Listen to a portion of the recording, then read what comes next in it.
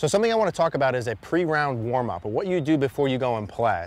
And there's really only a couple things that I would say are sort of non-negotiables before you go out and play that I'd like you to do. And then depending upon how much time you have, you can add layers to it. So it also depends on your situation and where you're coming from before you play. If you're coming right from work and getting to the course, or if it's the beginning of the day, the end of the day, there's variables to it. But a couple things that I would do no matter what. Number one, the first thing I do when I get there is just to get blood flowing, moving. Whether that's stretching for you, whether that's swinging a club around, doing something to just get blood flowing would be part number one. Not like a static stretch that you're doing over and over. Something where you're continuously moving with a club in your hand or not would be part number one. I would do that first. The second thing, and in terms of golf skill, what I need to have happen is speed control with putting. Okay, so let's say, for example, you get to the course and you have 15 minutes before you're going to go and play. I might do like 5 minutes of warm-up stretching, and then I'm going to do 10 minutes of putting. So of those 10 minutes, the first portion of that, I'm going to do speed control with my putting. So my goal for that is not to make perfect strokes or to hit the ball perfect. I want to get a sense of how fast or slow the greens are that day, okay, because they're going to change day to day, and your feels are going to change. So what I personally do and what I like is I'll take a couple of golf balls, typically 3 of them, and I'll putt and I'll start on the fringe line, and I'll kind of go fringe to fringe. So I might come over here and I'm going to putt a first ball over to this fringe.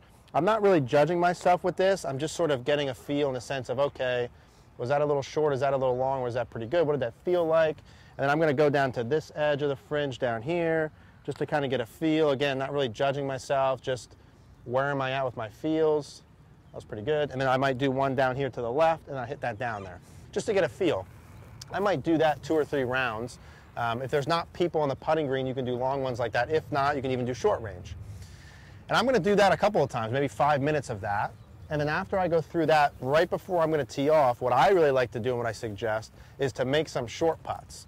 Now, I don't putt perfectly all the time, and I know I miss some 3-footers, so I'm talking like I do like 2-footers, like can't miss. I want to hear the ball going in the hole, right? I want to be hearing the sound of the ball going in. I want to bend down and pick the ball. I want that feeling a bunch over and over as I go, just psychologically as a boost, right? So first I'm going to warm myself up, okay? Some sort of get blood flowing, moving with golf club or not. 2, I want speed control with the putting. And then 3, I'm going to hit in some more for confidence. Now, that's a short routine. Now, if you had 30 minutes or an hour, then yes, I would go to the range before and hit balls. I would make more swings. I might chip and stuff. But most of you guys aren't going to have an hour to warm up. Okay, that's more of a tournament player routine. I'm talking, get to the course, you got a couple minutes. What are you going to do? Blood flowing, speed putts, and then short putts.